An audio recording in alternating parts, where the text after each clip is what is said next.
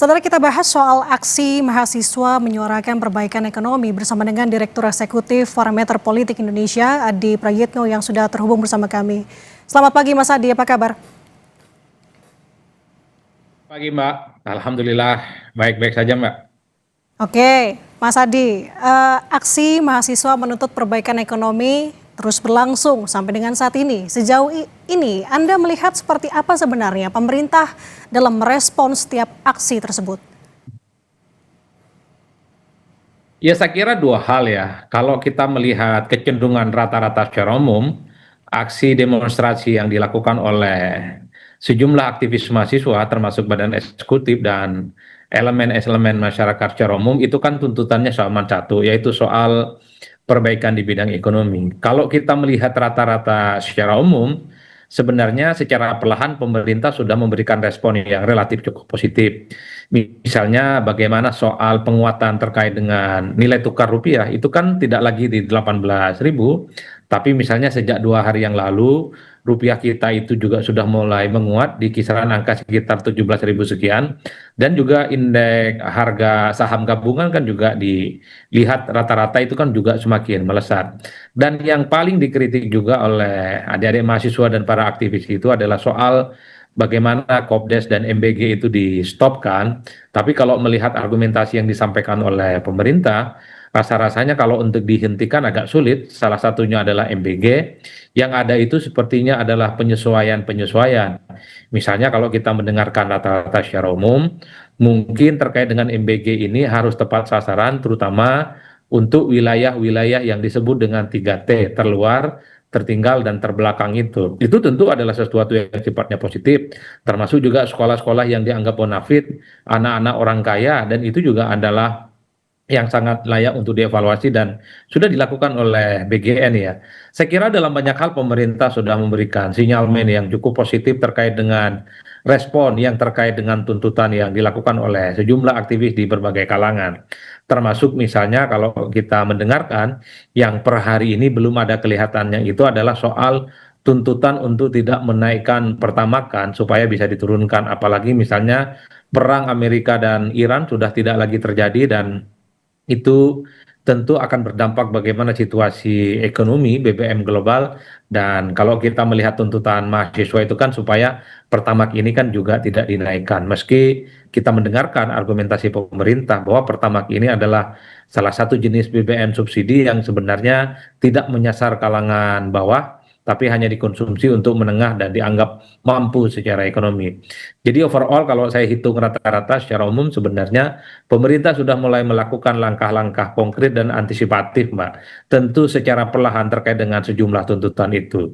Ya salah satunya adalah rupiah tidak lagi 18.000, tapi kembali menguat di kisaran angka ya 17.800 sekian.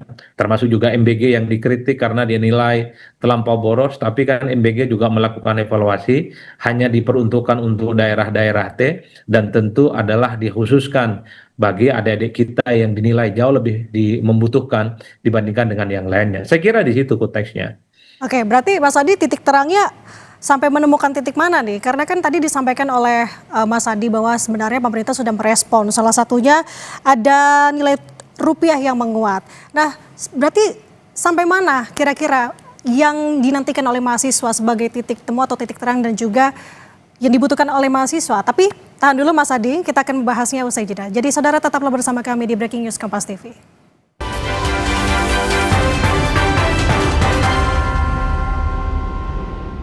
Saudara, Anda kembali menyaksikan Breaking News Kompas TV terkait dengan update massa atau mahasiswa yang menggelar aksi hari ini.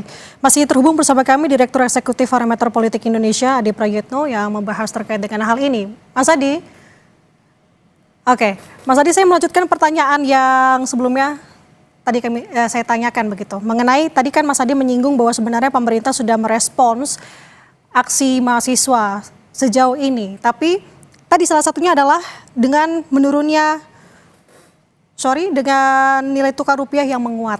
Tapi kalau dari sudut pandang Anda Mas Adi, sebenarnya bagaimana mahasiswa merasa tercukupi dengan titik terang itu sampai mana? Karena kan tadi sudah beberapa aspek dipenuhi, salah satunya nilai rupiah yang menguat. Apalagi yang kira-kira masih dibutuhkan oleh mahasiswa? Ya tentu secara substansif itu soal kondisi ekonomi secara umum. Rupiah memang trennya cukup makin menguat, tapi kan kalau sebisa mungkin diharapkan oleh publik dan mahasiswa itu kan tidak 17.000, mungkin bisa 16.000, bisa juga 15.000 dan seterusnya, supaya tidak akan berdampak pada sektor-sektor ekonomi yang lain. Kan itu yang sebenarnya diinginkan. Tapi kalau melihat trennya kan rupiah tidak lagi 18.000, kan di situ pentingnya. Nah, yang kedua yang menurut saya cukup krusial itu adalah program-program yang dinilai cukup prioritas dan itu program unggulan pemerintah seperti menghentikan program makan bergizi dan Koperasi Desa Merah Putih. Tapi rasa-rasanya memang harus berkompromi karena apapun judulnya, program seperti MBG ini kan pertama dianggap sebagai janji politik dari presiden, yang kedua itu adalah program-program populis pemerintah ya. Meski dalam praktiknya banyak sekali catatan-catatan yang mesti dibenahi. Dan kalau melihat rata-rata secara umum, BGN secara umum sudah mulai berbenah.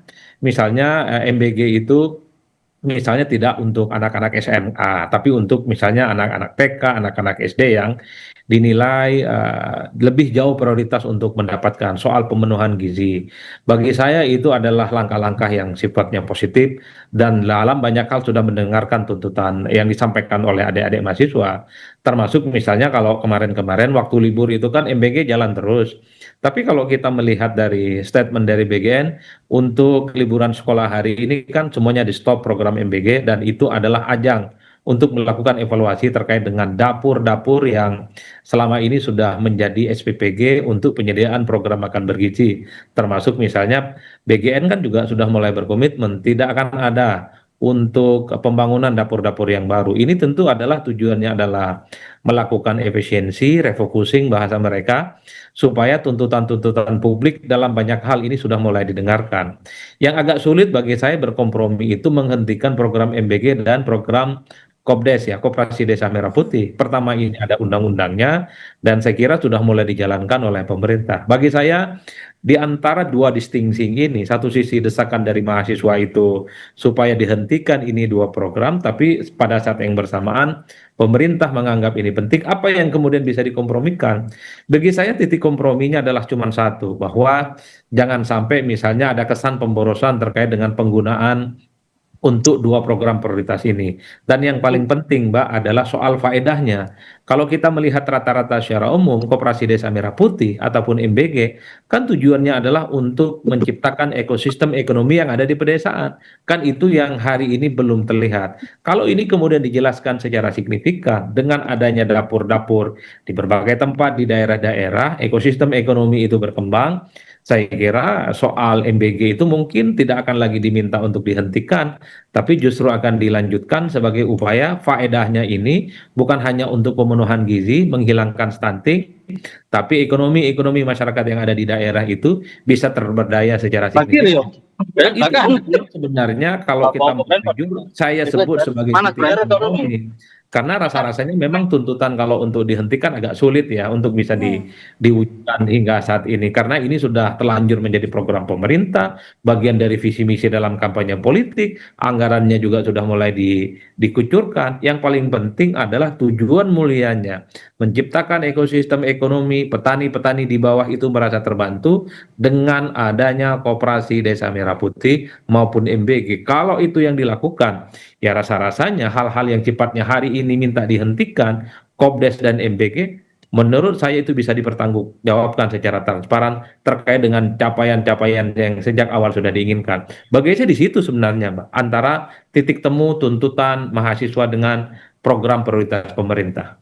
Oke, Mas Adi, tapi dengan moratorium MBG, apakah memang ini dinilai cukup untuk teman-teman mahasiswa dari sudut pandang Anda? Ya kalau melihat tuntutan mahasiswa ya nggak cukup, karena mahasiswa ini kan menghentikan program ini supaya dihentikan, di stop. Karena ini kemudian dianggap sebagai upaya untuk melakukan pemborosan. Tapi kan pada saat yang bersamaan pemerintah juga mengatakan ini tidak mungkin dihentikan. Ini adalah program populis. Ini tujuannya adalah untuk menghilangkan stunting, menghilangkan apa namanya, bagaimana upaya-upaya gizi itu bisa dipenuhi misalnya. Itu adalah sifatnya yang menurut saya juga positif, Mbak. Yang tidak mau diinginkan publik rata-rata secara umum itu jangan sampai ada kesan pemborosan untuk dua program prioritas ini ini, tapi hasilnya jauh panggang dari api. Banyak kritik, banyak compang-camping, dan tidak sesuai dengan harapan. Kan itu yang sebenarnya membuat kenapa desakan untuk menghentikan MBG dan Komdes itu muncul. Karena dalam praktiknya itu tidak sesuai dengan harapan. Oleh karena itu bagi saya ketika ada upaya untuk melakukan moratorium ataupun refocusing terkait dengan target-target seperti MBG itu, ya tentu harus ditunjukkan kepada publik bahwa faedahnya itu sudah betul-betul sesuai dengan harapan. Misalnya pemenuhan gizi itu berkorelasi positif dengan adik-adik kita yang datang ke sekolah itu semakin semangat, kemudian IQ dan intelektualitasnya itu bisa berkembang secara signifikan. Kan itu tujuan awal dari pemenuhan gizi itu. Oleh karena itu bagi saya, kalau ini bisa ditunjukkan secara signifikan, ada survei-survei yang terukur dilakukan oleh pihak pemerintah kepada penerima manfaat MBG, kira-kira begitu, saya kira respon publik akan positif kalau memang program MBG itu sesuai dengan harapan. Dan yang paling penting, tunjukkan bahwa mata rantai dari hulu ke hilir ekosistem terkait dengan bagaimana menumbuhkan sektor ekonomi di daerah-daerah itu, ya bisa terwujud. Petani, kemudian tukang sayur, tukang buah, tukang telur, peternak-peternak, itu semua merasa terbantu efek dari adanya MBG. Kalau ini yang ditunjukkan, rasa-rasanya menurut saya program MBG ini secara perlahan akan diterima oleh publik. Tapi kalau program MBG ini masih terus jor-joran, dianggap menggunakan dana yang cukup fantastis, tapi dalam realitasnya itu banyak sekali kritikan dan compang-camping, dan bahkan ada indikasi yang mengarah kepada tindakan-tindakan korupsi, wajar kalau kemudian banyak pihak yang meminta supaya itu dihentikan, Mbak, sebenarnya. Nah, terkait dengan hal ini kita akan kembali pertanyakan kepada Mas Adi. Mas Adi, melihat tadi pernyataan yang disampaikan sebelumnya ada Menko Pangan yang menyebut bahwa terang-terangan ada pemborosan 1 triliun per bulannya. Ditambah dengan tadi ada Mensesnek juga bilang akan ada melakukan pembenahan. Sebenarnya dari sudut pandang Mas Adi melihat gaya komunikasi pemerintahan sejauh ini seperti apa, Mas?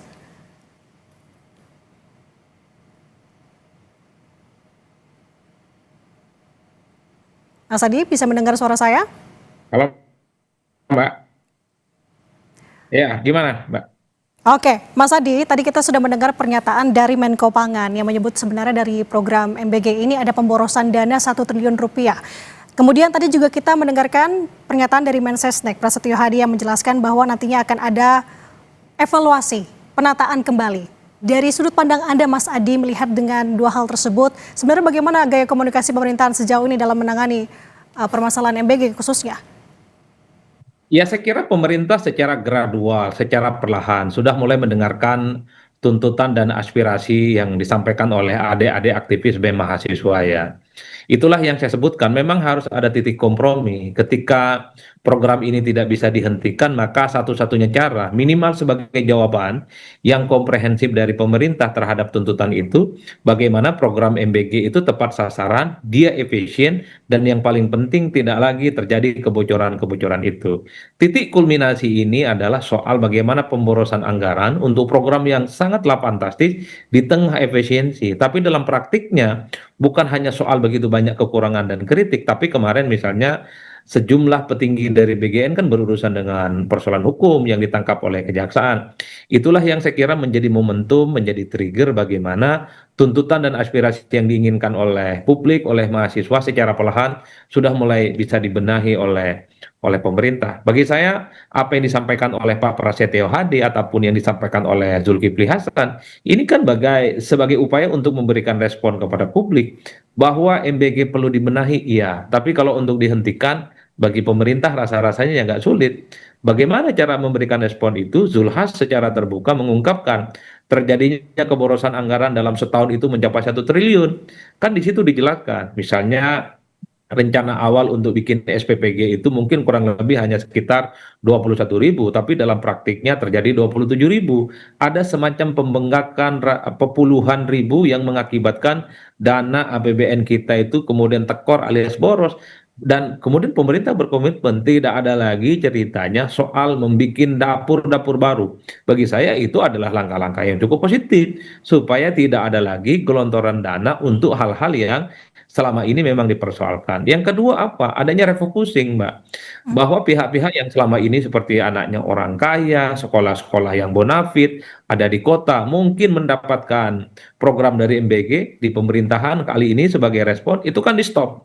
dan tidak akan lagi digunakan. Bagi saya ini adalah semacam keinginan secara perlahan dari pemerintah bahwa respon publik itu ya secara perlahan sudah mulai Oke, baik. didengarkan, Tanda mulai B. didata, dan ada perbaikan kanan kiri supaya hal-hal ini bisa dipertanggungjawabkan. Mas, Mas. Tapi di luar tuntutan Oke. ini menurut saya, kalau program-program prioritas pemerintah seperti program makan bergizi ini bisa dipertanggungjawabkan, yang tadi sudah saya jelaskan misalnya apa buktinya? Oh ternyata program MBG ini berdampak secara positif terkait dengan adik-adik kita datang ke sekolah semakin pagi dan semakin semangat. Di sekolah pun juga semakin meningkat intelektualitas, pengetahuan, dan IQ-nya. Efek dari makan soal program makan bergizi. Dan yang paling penting, Mbak, adalah bagaimana ekosistem ekonomi itu terbangun di daerah-daerah dan di desa-desa. Semua terberdaya. Kantin sekolah terberdaya, UMKM terberdaya, sekolah-sekolah terberdaya, petani, pedagang. Kalau itu bisa ditunjukkan, itu yang saya sebut dari hulu hingga ke hilir sebagai upaya untuk menunjukkan bagaimana mata rantai terkait dengan program makan bergizi ini sangatlah komprehensif. Kalau itu bisa ditunjukkan ya rasa-rasanya secara perlahan tuntutan untuk menghentikan program MBG ini akan hilang begitu saja. Tapi kalau dalam praktiknya masih banyak compang-camping, banyak kekurangan, ada indikasi-indikasi yang mengarah melanggar hukum seperti korupsi, ya tentu tidak mengherankan kalau setiap saat misalnya banyak sekali tuntutan-tuntutan untuk menghentikan program makan bergizi ini karena dinilai tidak memberikan urgensi dan signifikansi pada level praktiknya. Bagi saya di situ sih sebenarnya konteksnya. Oke, jadi terbesarnya di sini adalah penataan. Nah, penataan apa yang sebaiknya idealnya dilakukan pemerintah dalam program prioritas salah satunya adalah MBG Halo ini. Mbak, suaranya tidak kedengaran? Oke, Mas Adi Prayitno, apakah bisa mendengar suara Anda dari studio? Halo, Oke. belum kedengaran. Oke, Mas Adi, saya menyambung dengan perbincangan kita sebelumnya. Tentunya tadi yang disampaikan oleh Mas Adi adalah PR terbesar pemerintah saat ini. Saya merangkum penataan untuk program prioritas salah satunya adalah MBG. Penataan apa yang sebaiknya dilakukan pemerintah untuk bisa mengembalikan kepercayaan masyarakat, Mas Adi? Ya saya kira apa yang sudah dilakukan sesuai dengan statement pemerintah itu sudah secara perlahan memberikan respect publik ya. Misalnya bahwa MBG ini hanya akan diperuntukkan untuk 3T, daerah tertinggal, terluar, dan terbelakang. Karena daerah-daerah ini jauh lebih membutuhkan dibandingkan dengan daerah-daerah yang lain. Selama ini kan ada kesan bahwa MBG ini kan berlaku untuk semua yang tidak membutuhkannya pun, misalnya anak orang kaya, misalnya sekolah-sekolah yang relatif bonafit misalnya untuk kalangan menengah ke atas itu juga mendapatkan program dari makan bergizi ini. Jadi dengan adanya tuntutan semacam ini supaya anggaran terkait dengan MBG itu bisa berhemat dan tentu dianggap jauh lebih tepat sasaran. Tentu implementasi di masa-masa yang akan datang itulah yang paling banyak ditunggu oleh publik. Yang kedua tentu adalah soal adanya praktik-praktik kecurangan, misalnya yang soal kebocoran-kebocoran itu yang terkait dengan penyediaan dapur MBG ya, atau SPPG. Bagi saya itu harus mulai diungkap sebagai bentuk transparansi publik sehingga secara perlahan program yang sudah berjalan kurang lebih sekitar 1 tahun, 1,5 tahun belakangan ini bisa diaudit secara umum. Publik juga melihat apa yang kemudian menjadi kelemahan, apa yang menjadi kekurangan terkait dengan kebocoran-kebocoran ini. Pernyataan Pak Zulkifli Hasan saya kira secara terbuka itu kan mengkonfirmasi ada pemborosan, ada tekor negara yang kemudian terjadi akibat dari pembuatan dapur-dapur SPPG itu. Bagi saya kalau ini disampaikan secara terbuka kepada publik sebagai bentuk pertanggungjawaban, secara perlahan memang trust publik kepada pemerintah terkait dengan program ini bisa ditunjukkan secara signifikan. Dan yang paling terakhir bagi saya, Mbak, saya selalu mengatakan bahwa bagaimana supaya program seperti MBG ini mendapatkan respon secara positif, secara umum, ya tentu bagi saya tak ada lain dan tak ada bukan harus ada semacam survei-survei yang terukur dilakukan oleh pemerintah kepada siapapun yang menerima manfaat dari program makan bergizi ini, bahwa setelah mendapatkan program makan bergizi ini badannya sehat, tumbuh berkembang dengan baik, semangat belajarnya semakin hebat, IQ dan intelektualitasnya juga bisa semakin hebat. Ini kan adalah cara-cara untuk bisa menjelaskan betapa program ini adalah program yang bukan hanya sehat jasmani, tapi juga sehat secara intelektualitas dan sehat secara rohani. Tentu di ujung yang paling spektrum, kalau kita membaca landasan filosofisnya, program populis MBG dan Koperasi Desa Merah Putih itu tunjukkan kalau betul-betul ada ekosistem ekonomi yang muncul di daerah-daerah yang selama ini memang tidak pernah mendapatkan sentuhan-sentuhan apapun dari negara. Kalau petani berdenyut, para pedagang-pedagang juga merasa terbantu, UMKM merasa semakin terberdaya dengan adanya program ini, saya kira tuntutan-tuntutan untuk menghentikan program MBG dan makan bergizi gratis menurut saya itu secara perlahan akan hilang karena dalam realitasnya semuanya sudah on the right track, semuanya sudah sesuai dengan harapan. Tapi kalau harapan-harapan ini tidak bisa diwujudkan, tidak bisa dipertanggungjawabkan, masih banyak compang-camping, ekonomi desa juga tidak muncul secara signifikan, tentu tidak mengherankan kalau protes-protes yang bermunculan dari kalangan aktivis, kalangan mahasiswa, kelompok-kelompok kritis itu akan selalu bermunculan dan mempertanyakan bagaimana akuntabilitas dan efektivitas yang terkait dengan program-program pemerintah ini. Bagi saya hanya dengan cara itu semua bisa dijawab dengan konkret program-program yang dinilai telah menghabiskan begitu banyak APBN ini. Bagi saya di situ jawabannya. Terukur, kemudian konkret, dan faedahnya dirasakan oleh masyarakat, khususnya masyarakat-masyarakat yang selama ini memang terbantu ataupun terberdaya dengan program ini. Bagi saya di situ kuncinya. Saya tangkap poin Anda, Mas Adi. Artinya memang butuh waktu untuk pemerintah bisa membuktikan hal ini ya. Tapi ini juga cukup kompleks, Mas Adi. Karena poin tuntutan kan cukup banyak dari sejumlah daerah. Tadi dari laporan langsung kami terima dari jurnalis Kompas TV yang ada di Surabaya, ada 16 poin tuntutan. Tapi yang utamanya adalah mengenai MBG, penurunan Bapok, sampai dengan BBM. Jadi bagaimana seharusnya pemerintah merespons terkait dengan banyaknya tuntutan ini? Apakah harus diklasifikasikan atau seperti apa, Mas Adi?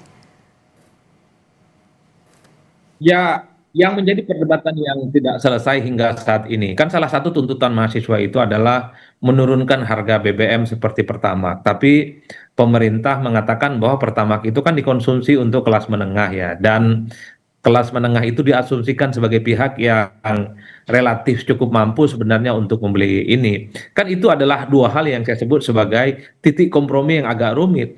Cuman setelah perang sudah usai antara Iran melawan Amerika dan Israel, banyak sekali sebenarnya pihak yang juga berharap semoga harga-harga yang non subsidi sekalipun itu bisa diturunkan.